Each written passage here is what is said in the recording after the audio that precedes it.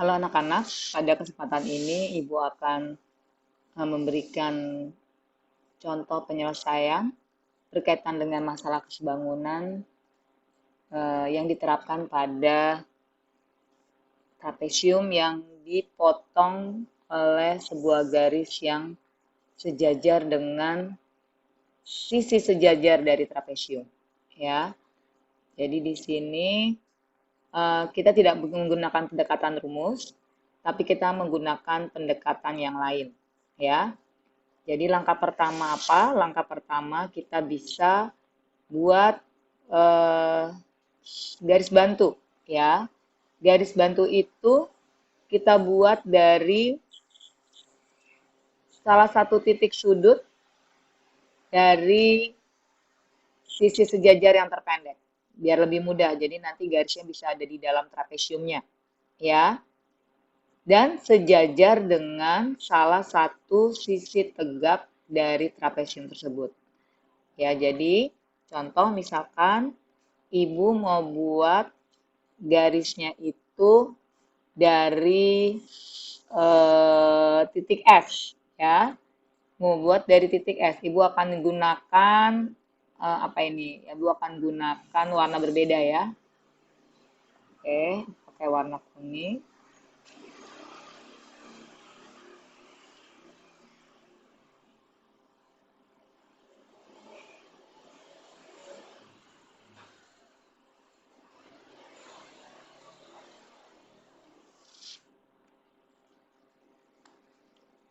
Ini garis bantunya. Kenapa Ibu buat sejajar? Pasti ada maksudnya, ya. Kayak ini, ya. Ibu buat garis putus-putus. Kalau garis bantu itu sebaiknya garisnya tidak garis yang kontinu ya, tapi garis yang putus-putus.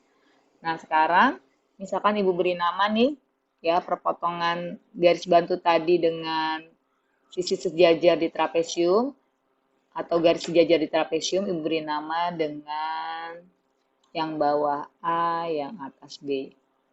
Nah, dari sini kita bisa lihat bahwa karena ini sejajar ya,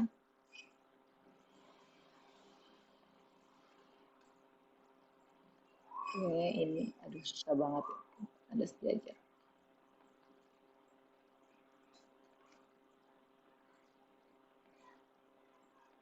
Jadi ini harus kalian beri tanda sejajar ya.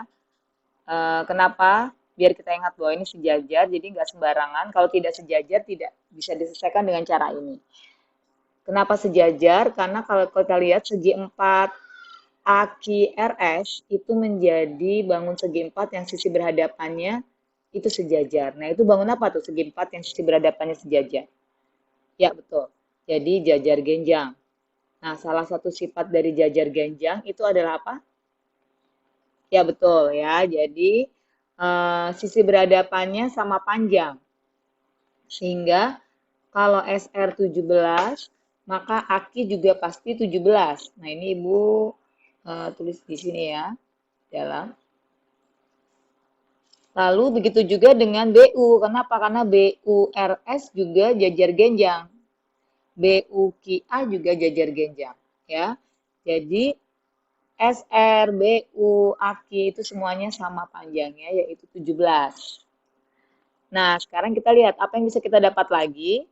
Kalau panjang PQ itu adalah 37 cm, terus panjang AKI adalah 17 cm, maka berarti panjang PA berapa?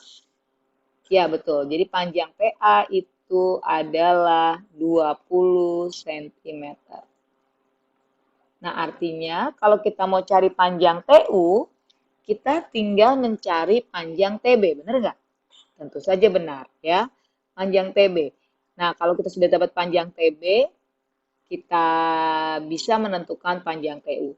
Gimana caranya? Nah, kita perhatikan tuh coba segitiga SPA dan SPB, ya. Karena ini sejajar, maka dia pasti sebangun. Ini kan sudah kita pelajari sebelumnya untuk ini ya. Jadi Ibu harapkan kalian sudah tidak masalah lagi. Kalau masih bingung nih, kenapa bisa begitu? Nah, coba ini kalau Ibu gambar tersendiri nih. Ya. Seperti ini kan jadi gambarnya. Ini P, ini A, kita pindahkan ya. Ini T, ini B, ini S. Sehingga ini 20 cm. Ini berapa nih panjang SB, Bu? Nah, ingat, sisi berhadapan sama panjang kan? Berarti SB-nya juga 10. Lalu BA-nya juga berapa? 15. Maka di sini 10 cm. Nah, seperti ini. Kita tinggal mencari panjang apa? Panjang TB. Ya, dengan menggunakan kesebangunan. Kenapa? Karena STB dan SPA itu sebangun. Ya, kita sudah buktikan sebelumnya. Nah, dari sini kita bisa dapatkan perbandingan sisi bersesuaiannya adalah Ibu pakai warna beda. ST per, maaf bukan ST ya, tapi SB.